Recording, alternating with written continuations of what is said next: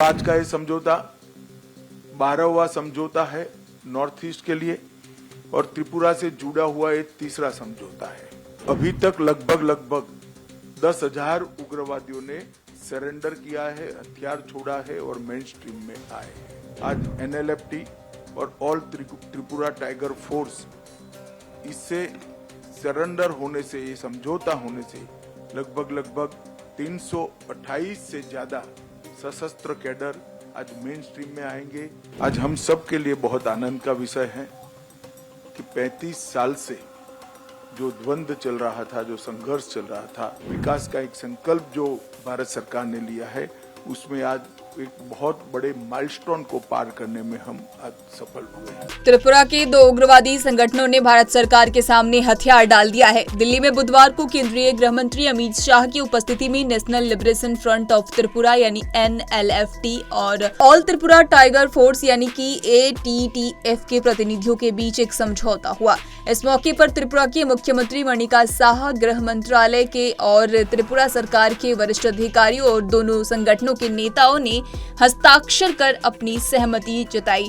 दोनों ही उग्रवादी संगठन लंबे समय से त्रिपुरा में सक्रिय थे और अलगाववादी गतिविधियों को बढ़ावा दे रहे थे, लेकिन सरकार के सशस्त्र बलों के बढ़ते दबाव और इसके साथ ही सरकार की मानववादी नीतियों के प्रभाव में दोनों ही संगठनों ने हिंसा का मार्ग छोड़कर बातचीत का मार्ग चुनाव किया।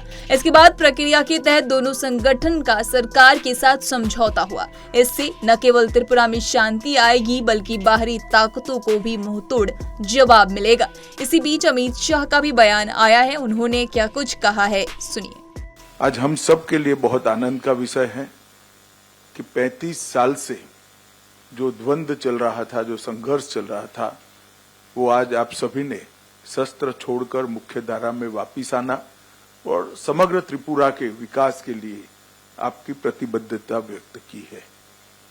जब से मोदी जी देश के प्रधानमंत्री बने, तब से शांति और संवाद के माध्यम से सक्षम और विकसित नॉर्थ ईस्ट की कल्पना उन्होंने देश के सामने रखी है।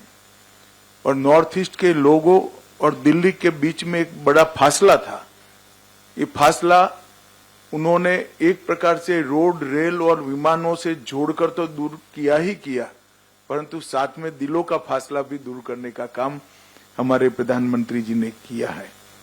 अष्टलक्ष्मी कंसेप्ट और पूर्वोदय, ये दोनों को मिल मिलाकर पूरे नॉर्थ ईस्ट का, त्रिपुरा समेत नॉर्थ ईस्ट का विकास का एक संकल्प जो भारत सरकार ने लिया है, उसमें आज एक बहुत बड़े माइलस्टोन को पार करने में हम आज सफल हुए हैं।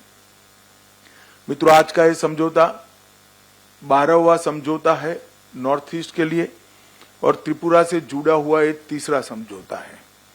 और अभी तक लगभग 10,000 उग्रवादियों ने सरेंडर किया है, हथियार छोड़ा है और मेन स्ट्रीम में आए हैं। हम कल्पना कर सकते हैं कि हमारे हजारों भाइयों की आइदर और साइड से, चाहे नागरिक मरे, सुरक्षा बल मरे या हमारे ही लोग जो हथियार हाथ लेकर संघर्षरत थे वो मरे, हजारों लोगों की मृत्यु के कारण को रोकने का बड़ा इनिशिएटिव ये 12 शांति समझौतों ने किया है।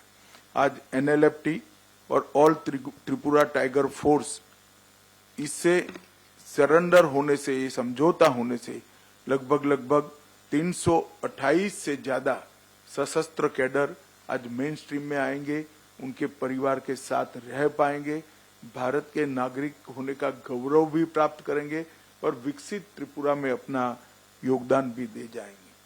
भारत सरकार ने तय किया है कि सारे शांति समझौते जो होंगे उसमें उस क्षेत्र के विकास और हथियार उठाने के कारणों को निर्मूल करने के लिए हम हृदय से संवेदनशीलता के साथ प्रयास करेंगे। हमने 250 करोड़ रुपए का पैकेज इस क्षेत्र के विकास के लिए एक मंजूर किया है, जिससे आपके मन में जो कसक थी कि एक क्षेत्र का, विशेषकर आदिवासी क्षेत्र के विकास के लिए कुछ हो नहीं रहा था, वो कसक को हम समाप्त कर पाएंगे। चाहे बोडो समझौता हो, चाहे बाकी सारे समझौता हो, चाहे ब्रू रियांग समझौता हो, हमने हर समझौते को जमीन पर उतारा है।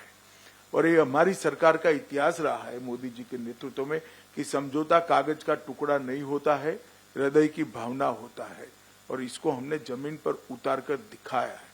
आज हजारों ब्रू रियांग भाई अच्छे घर में रह रहे हैं, इनके बच्चे स्कूल में पढ़ रहे हैं, अपने अपने धर्म के हिसाब से वो अपना आचरण कर रहे हैं, उनकी रोजगारी की चिंता हो रही है और भारत सरकार की सारी 300 स्कीमें उनके लिए आज प्राप्त हो गई है, इनकी प्रायोरिटी भी तय की है।